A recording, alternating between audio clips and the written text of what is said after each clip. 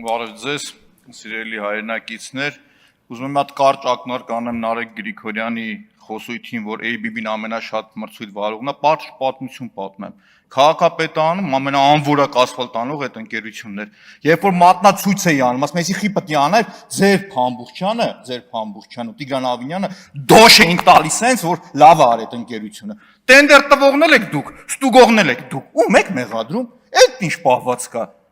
Չու պրոստը ուզում հասկանամ, տենդերը դուք հայտարարում եք, դուք ստուգում եք, գալիս ասում եք, չգիտեմ ում բարեկամն է, այո, քանի անգամ կրկնել եմ, Քոչարյանի խնամու,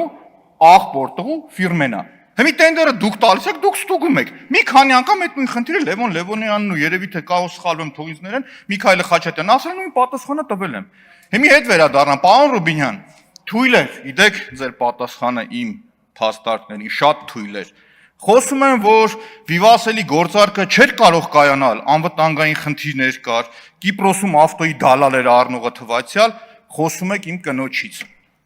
Խոսում եմ, որ այդ ընկերության 2 ամիս հետո թույլ են տվել, ինչ որ մեկ է հելում խոսում եմ իմ կնոջ աշխատանքի տեղից, դրա պատասխանը կտամ։ Խոսում եմ, որ հետո Վիվասելում ձեր եղբայրը գնումակառավարման մեջ մտնում է, խոսում եք իմ կնոջից։ Պատասխանեք Վիվասելի կասկածելի գործարքից, խոսեիք Սոկլովից, խոսեիք մնացածից, հիմա իմ կնոջը անդրադառնամ, սիրելի հայրենակիցներ, իմ կինն ազգային ժողովում աշխատում է 15 թվականին, 17 թվականի վերջին, երբ որ իմ տղան ծնվում է, իմ կինը լինում է ֆիզ արձակուրդի մեջ,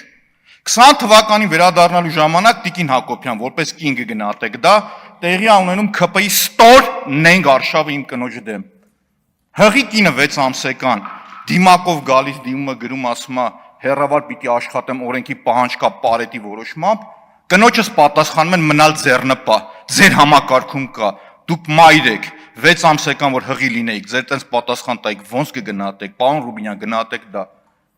Արշավը այսքանով չէր, շարունակվում էր, կնոջս ֆիզ արձակուրդի մեջ եղած ժամանակ, կնոջս աշխատանքից հեռացնում եք, ձեր բազայում կա, մամուլի ճնշման արդյունքում, որ ֆիզ արձակուրդ կնոջը ազատում են աշխատանքից, ստիպված մեղանչում եք, եթե չունեք նամակը կտամ ձեզ, այդ նամակն եկել է մեր տուն, որ դուք հեռացրել եք։ Խոսում եք եղբորից, եղբորս հետի աշխատող, Գրիգոր Լուսավորիչում աշխատող բժշկուհիներից մեկի աղջիկը, հիմի ես էլ փորձեմ իր մորը կապել ինչ-որ մեկի հետ, չեմ անի դա, իմ ոճը չի, խոսում ես եղբորիցս, արժանապատիվ կլիներ, որ ասեիր 5 անգամ թոքերը վիրահատված կրծքային վիրաբույժը կովիդի ժամանակ ինչ գիգանտ մեծ աշխատանք է տարել եւ դրա դիմաց պետության գնահատականին է արժանացել։ Խոսես 44-օրյա պատերազմի ժամանակ կամավոր ոնց է գնացել ու կյանքեր փրկել։ Շարունակեմ, բայց չեմ անդրադառնա այդ թեմաներին, շատ էժանագին էր։ Բայց Ռուբեն Ռուբինյան, պատասխանեք խնդրում եմ, այս գործարքները մեր երկրում հանք արդյունաբերություն, կապ, ֆինանս կապ, ֆինանս, են մեկն ինչ է, տրիպը ման նաև մյուսը, տալիս եք մի ընկերության, որի ծերը չի երևում, ու դա ձեր համար նորմալ է, մատ գնահատեք էդ, բայց ներողություն, ես այսօրվա մեր նոր հերոսին պիտի անդրադառնամ, ում պահվածքը չէր կարելի գնահատել բարեկիրթ, պարոն Կոնջորյան, ձեր պահվածքը ավելի շուտ հանդուգն էր,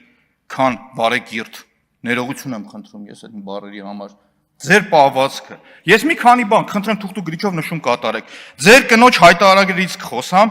հստակ, այդ հայտարարագրի փորձող Վահագն Ալեքսանյանին էլ կոչ կանեմ, ինքն էլ ուշադիր նայի այդ բանը, 25 թվականի ձեր կնոջ հայտարարագիրը, ձեր կինը 46 միլիոն դրամ աշխատավարձ է ստացել, պարոն Կոնջորյան, իր կանխիկ գումարները դարձել է 12 միլիոն դրամ, նախորդ տարի եղել է 7.5,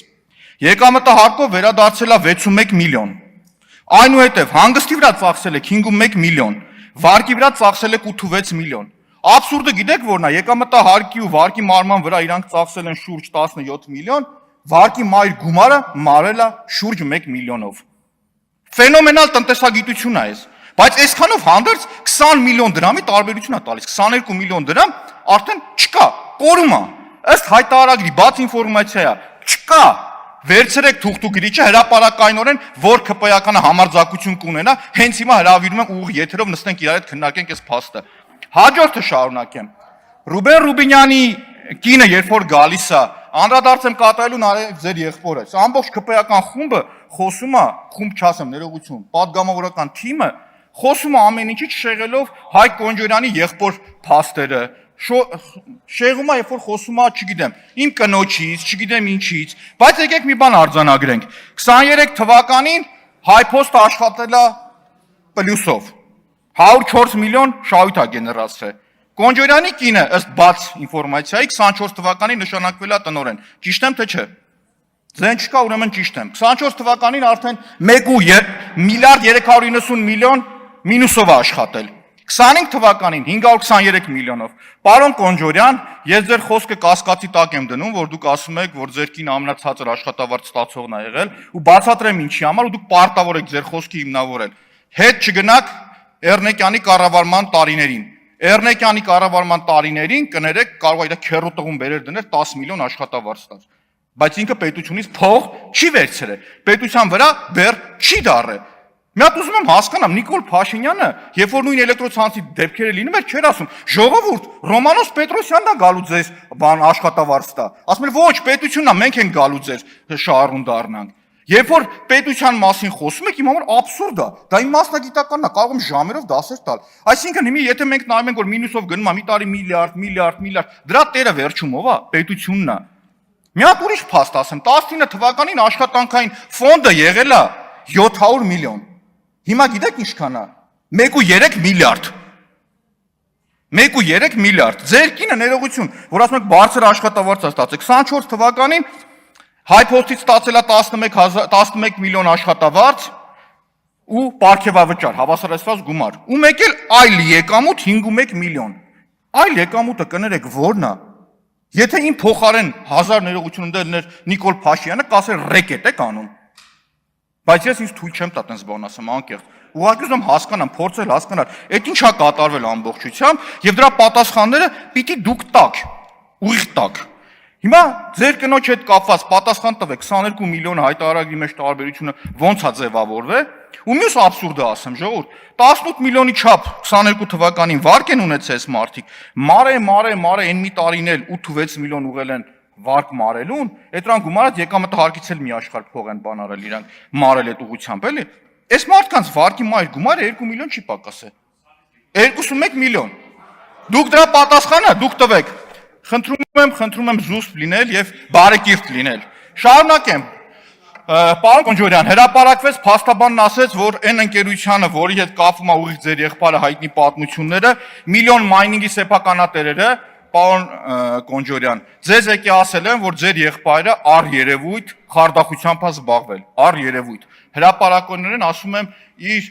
փաստաբանի տվյալները։ Ասում էր տան վաճառքի գինը մենք սահմանել ենք, ընդունենք 450,000, եկեք խնդրելա որ 440 լինի կամ 430, 10,000 դրամը վերցրել է իրան։ Ես հրապարակայնորեն չտեսա, որ դուք դա հերքած լինեք, հերքում եք մի հատ եկեք հերքեք, բայց եկեք հասկանանք ձեր եղբոր ֆենոմենը։ Եթե նախորդ իշխանությունների տարիներին մեկի եղբայրը բարձր պաշտոնյա, այս պարագայում նաև քաղաքացիական բարձր պաշտոնյա ձեր պարագայում, զրկված էր վարորդական վկայականից, մի քանի ամիս հետո տային այդ մարդուն, ու նորից գործեր հարուցվեր, ո՞նց կգնահատեիք դուք դա, ո՞նց, կամ ուրիշ բան ասեմ, պարեկների ներկայությամբ ձեր եղբայրը ամենավերջի սեռական բնույթի հայոյանքները մարդու տան դիմաց տալով գնում է։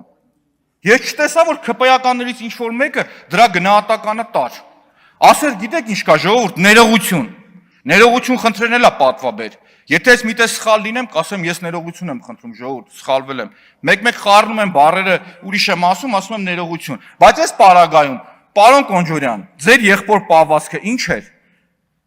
Ուրիշ հարց տամ։ Նույն ձեր եղբայրը, նույն տարօրինակ այդ միլիոն մայնինգը, Աբովյանում այգի վերցնել 63-րդ հոդված, այդ հետքի հոդվածները, ոչ մի բացատրություն չտվեցիք։